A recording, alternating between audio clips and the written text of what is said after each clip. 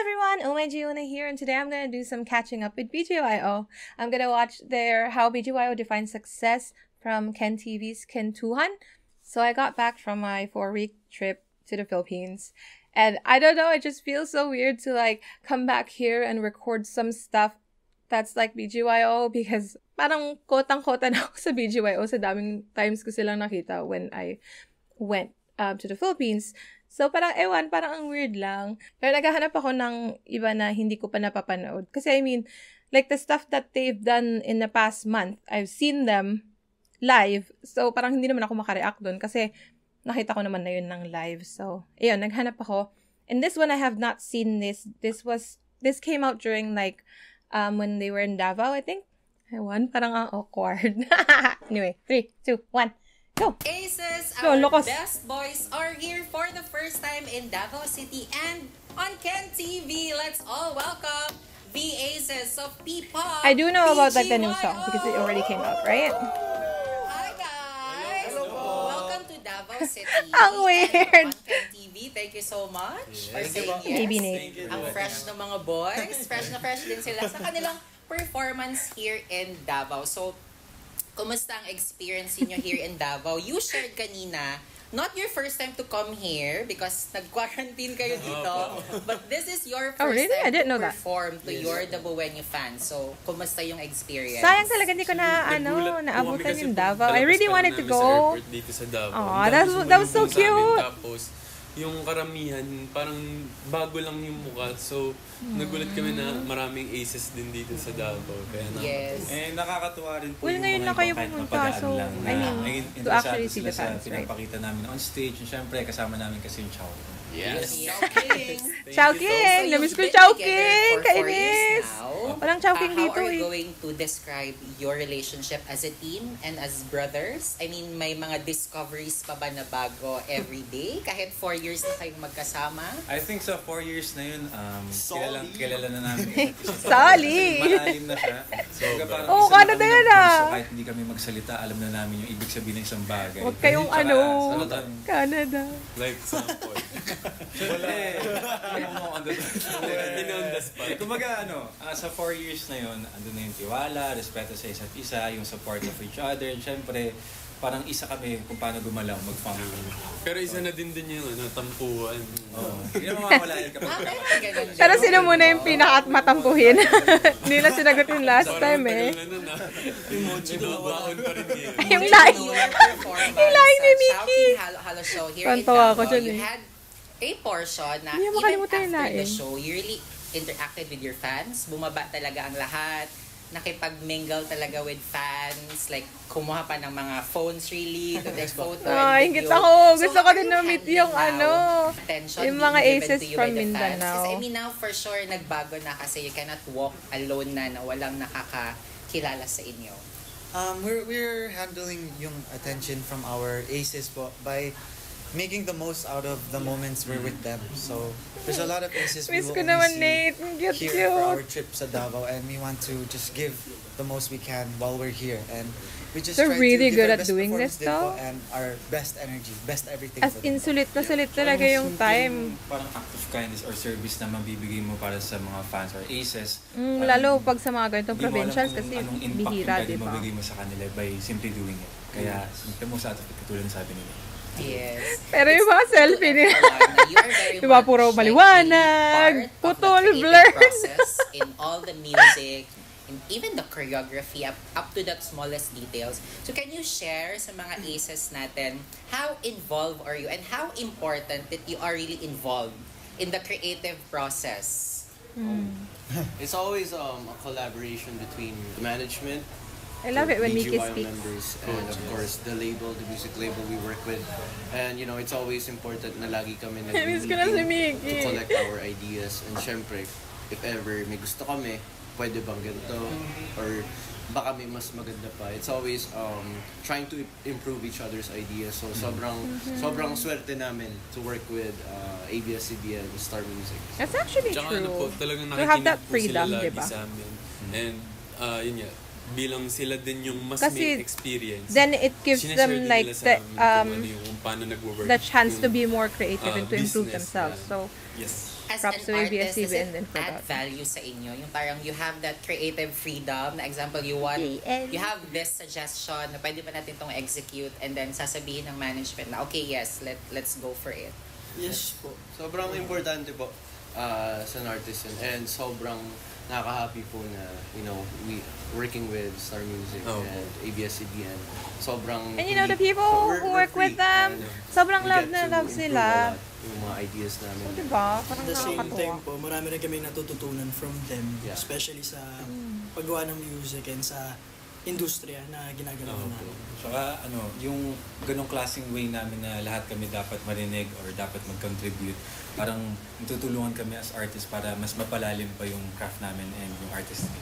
Are there members that are open Galing talaga into magsalita venturing nito. into acting as well? Not just magsayaw and magkanta and mag-perform? Are you open to that? Si JL idea? ba? Kasama pa sa tabing Action- ilog. action star. Ay, po. Hindi, actually, nag-theater kami ni Aki last year sa Tabing ilog, yes. Then nag-enjoy kami kasi ang Buntik gandang yun, niya, tabing ilog. experience niya, hindi lang sa acting, pati na rin sa pagpe-perform. Galing ni Madadala mo siya Benedict, sa lahat. guys. Even sa pagsasalita mo sa harap ng maraming tao, yung confidence mo, talagang aangat. Kaya pala pag kinakausap mo ako na charm ako.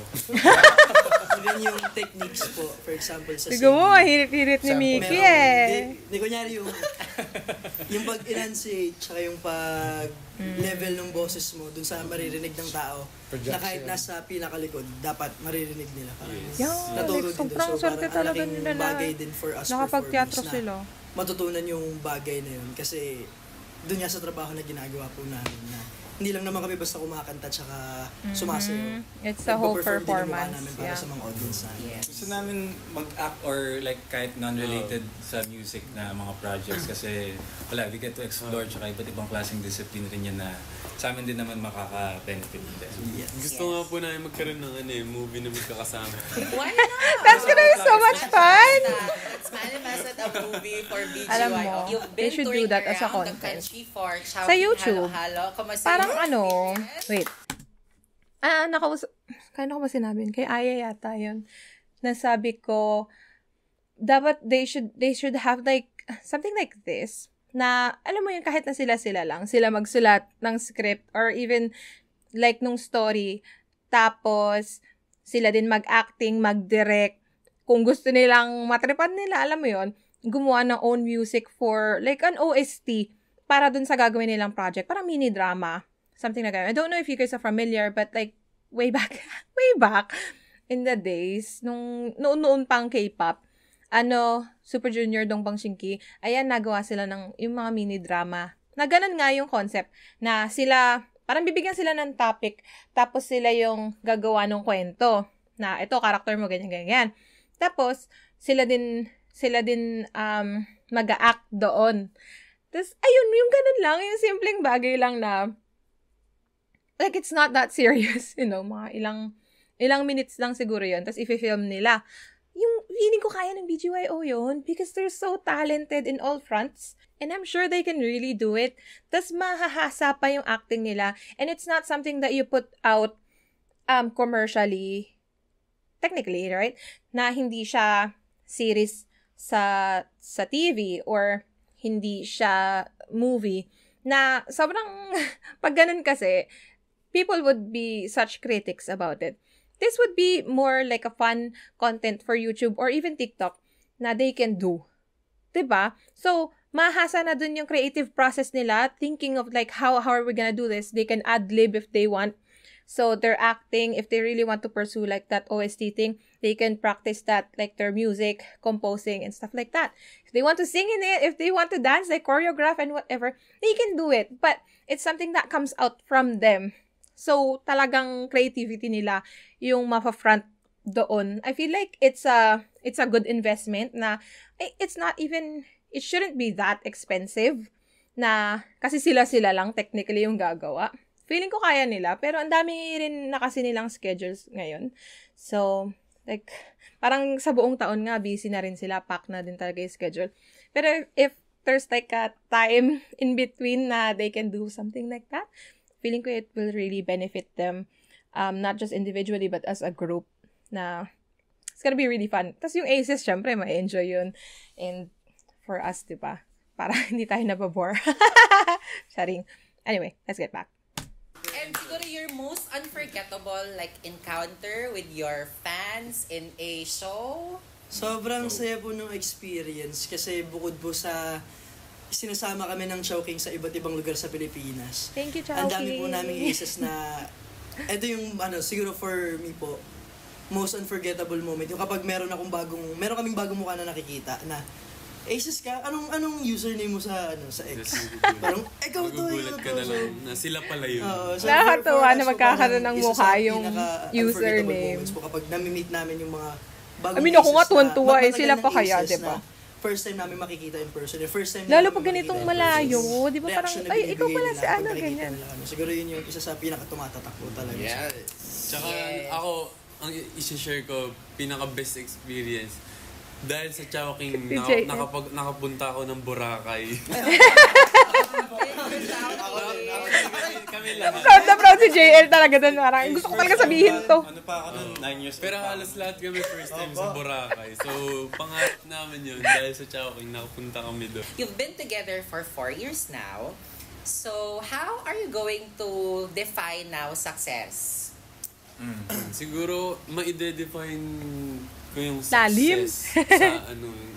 Go, Bebs. Kaya mo yan. Siguro pag yung meron yung pagdating sa music namin, pag meron na kaming maraming taong nai-inspire, like kapag may mga nagme-message sa amin na dahil sa music namin na nabago namin yung buhay, yung pananaw nila sa buhay. So doon pa lang parang yun na yung success eh. Tsaka, I love how as that's long na their nag-enjoy standard of kami sa success. It's not mga like the monthly performances sa lahat listeners ng ginagawa namin. or the streams or Yun, whatever. Para sa amin, yun na yung salitang tagumpay. Yes, exactly. Because I remember during your launch, you mentioned na you've wanted really your music to touch lives, to help them like cope up with something that they've been going through, And I feel inspire like them. And they've yes, achieved it's that. so amazing to hear If that's the what voice their na for standard them, is, success they're not a always success. about the loud cheer of the crowds, like the number of followers or of people going through Because I've met show, aces, but you really know, and I've heard on their stories. the people and who all has been that. touched by their music and in And their to be honest, presence. just And them with giving that, us aces, congratulations. like aces to each other, 5 years from having now, that friendship between saan ba us, ang BGYO? sobrang laking bagay. Ano na kaya ang Sobrang ginagawa grateful ninyo ako 5 sa years from BGYO now? for that. Andun na ba yung movie ninyo together? Siguro, Hindi, funny daw kung kami, mag-movie malaking arena. Posible naman yun. Super Junior did it. Busy pa rin. Oh, Iconic. tapos, 5 years from now, is marami na tayong mga songs na makikilala talaga sa buong mundo. tsaka yung maririnig mo na kahit saan. Siguro, 5 years. Tours. Yes. 5 years from now, ako naman yung sasabay sa kanila kapag ano. Ikaw na yung pagdadrive nila. Yung may kotse. Malay mo naman magkalisensya na si Jello. Walang air conditioner pa lang talaga yun. So, by that time, isa-isa na kayong may sasakyan. Ay! Magbubusinahan na kami sa... Wow! Pero sa akin, busina lang. Walang kotse. Yes, let's play it and manifest that Namiss for ko na our si best JL. boys. So now, guys, what's next for BGYO? Ano yung may new song? But Baka miss ko na yan. projects because I heard Ito, that nakita ko na to, there's, parang a new na-leak yung schedule clip nito eh. on this year. Pero I mean, we all know that now. Invite them. Ano yung mga Diba, dapat naglabas sila ng abangan teaser. sa BGYO this year. Aces and the viewers of Ken TV, stay tuned because in June we're releasing a new song, Wow. new choreo, and June you guys- 7, right? So follow us on all social media platforms. Wala, hindi pa rin nila BGYO_PH. nilalabas kung ano yung title talaga. Just the start. Abangan ng Tabing Ilog the Musical po. So, Abangan. ayun. Ang Kasama ko si Malapit na. JL. Ay, nagbabalik. November ba? Sana may ano, may there's a live rerun stream. of Parang the wala. vlog happening this Para sa mga year. taong malayo So, katulad abang-abang namin. lang po sa announcements on the official social media accounts of BGYO and Star Magic Philippines. Wait lang, you mentioned about a new song and a new choreography. I'm just curious, where do you draw your inspiration sa mga bagong choreography? Kasi like, in every song, there's really something new in your choreography. So like, saan kayo kumuha ng inspiration? Do you watch Sobrang tangkad din, Jello, yung tingin niya dun sa tao. Parang ganun na. Actually, sa song na to, Kasi yung tangkad niya. involved na talaga kami sa choreography. Lalo na yung isa dito. Oo. Hindi ko rin lang sasabihin ko. Yung naka-green na lang. Naka-green na, naka-jeans na. Pero Hindi lang sasabihin ko sino yung involved. Sasabihin ko Si ako hirawe. Hindi ko sasabihin si Nate yun. Oo, so hindi natin sasabihin Agalaw ni Akira, wala ganun lang eh. Your message, una, to your aces here in Davao City. And your message to the other aces all over Mindanao kasi nag-ikot din kayo for your Jensen, shows Coronadal. in Jensen, in Cotabato, naikot nyo na. Sayang in a way talaga, ang Mindanao. hindi ko naabutan so, your yun. message to Yung, them. hindi, yung Cebu, na-miss ko din. Salamat sa lahat ng aces dito Tapos sa yung Davao. Davao. Siyempre, sa Kainin. pagpunta nyo dito, alam ko malayo pa yung mga binyahe din ng iba dito. Yung iba galing pang Metro Manila. Kasabay pa natin sa airport. Kasabay pa. Thank you so Nilitingin ako much. kung may kakalala ko. Salamat din sa mga pasalubong. Sobrang Thank you po. na-appreciate namin yan. Warm welcome talaga. Yes. And sa lahat ng aces sa Mindanao, thank you so much sa supportan nyo. Sana next year, Ang dami-dami magkita-kita nila. ulit tayo. At sana mas dumami pa tayo dito sa Mindanao. Saka aces, sa lahat ng aces dito sa buong mundo, sa lahat ng aces, marami pa tayo abangan na mga exciting times ahead. Sana kasama namin kayo sa journey namin and mag-enjoy lang tayo. Nanggigil Love kami. you. Yes, and To close our kantuhan, what is your message sa mga kabataan like your age who's going through like tough times or siguro meron din silang desire to really become successful in their respective fields? So ano yung I really like the parang, questions. words Thank you, of Ken. encouragement that you want Ang ganda ng to give interview them questions na hopefully babaunin nila, makikita nila to and then malalagay sa isip nila. To all the kids out there, don't give up. You To all know, the listen kids to out your there. heart and listen to your dreams. Trust God, trust the process, and always pray. Don't give up. Thank Because everything you! happens for a reason. Gigigil ako kay Mickey. God put you in that place Cute-cute ni to Mickey. learn, to, you know, grow. Yes. Tsaka huwag kayo magmamadali. I-trust nyo yung timing ni Lord sa inyo. Kung dinadoubt nyo yung sarili dito. Normal lang yan. Pero go lang ng go. and love Wala lang, meron yourself. kasing And love video yourself. greet si Jelen, sabi niya, kung dinadoubt mo yung sarili mo. So, Yung video greet niya sa trusting pinsan the ko. Kala mo process kilala is niya. cliche, But very, very, very important. So, dinadoubt mo yung Trusting sarili mo, yourself wag. And of course, surrendering everything to the Lord. Thank you so much, guys. And thank you so much, everyone, for watching. Bye! Bye-bye. 1, 2. Thank you po. Nakakainis. Parang na-miss ko lang yung voice. It's so weird. Parang 2 weeks ago, like sobrang, like, halos, hindi man halos araw-araw, pero every week siguro napunta ako sa mga ganap nila. And parang surreal na andun sila, tapos ngayon pinapanood ko na lang ulit sila. Charing. Ay. Pero ayun, sobrang thank you kay Ken. Close. Pero yung nag-i-interview si Ken, Ken pangalan niya, di ba? Ang ganda ng mga tanong niya, talagang hindi siya yes or no lang na nasagot. Yung talagang pag-iisipan yung isasagot sa tanong. Like, sobrang na-appreciate ko yung ganun. As someone na nanonood ng interview. And I feel like the boys would really appreciate that too. Kasi, yung parang saloobin nila na na ilalabas talaga nila. Tas, kasi sobrang deep ng thoughts ng boys na kahit ang bata pa nila, pag nagsasalita sila or even pag nakausap mo sila, ang dami nilang meaningful na yung mga sinasabi nila, mature, ganun. Tapos kita mo naman sa mga interviews din nila na ganito. Nakakainis. Sobrang excited na ako dun sa new song. June, ano na ba ngayon? 23. Konti na lang. Konting hintay pa. Meron na naman tayong new song na supportahan, Aces. Papakinggan yung stream and everything. It seems like Nate's gonna do... si Nate ba? Yung tumulong dun sa choreography. That's really good. Then he gets to use his talents din, diba? Ayun lang. Thank you sa Aces sa Davao. Nakita ko din yung mga nakakaingit talaga. Grabe yung support nyo sa boys. And mukhang masayang-masaya talaga yung boys na makita kayo. Gusto ko din pumunta. Nakakainis. Sayang talaga hindi umabot yung bakasyon ko para dito sa Davao. Pero like, kung nasa Pilipinas pa rin ako, lilipad talaga ako, guys. Like, oh my gosh, sobrang saya na kasama yung mga aces talaga. Like, yung sinasabi ng boys na makikita mo na yung mukha. Tapos pag tinanong mo yung username, parang from stranger to like ang tagal mo nang kakilala. Ganun bigla yung transformation ng relationship. Ganun yung na-feel ko nung dumating ako sa Pilipinas na, hello, or ikaw pala si ganyan-ganyan.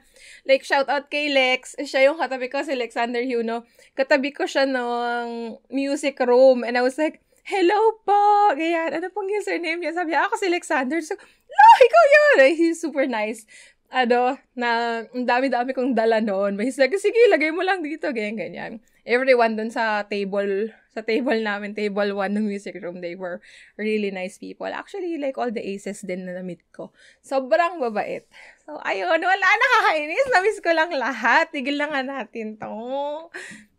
Ayun lang, for today, maghanap ako ng, hindi ko pa napapanood na BGYO clips mula nung wala ko dito sa amin. Pero yun, thank you so much for watching. Let me know what you thought of this interview down below and I'll see you guys next time. Bye-bye!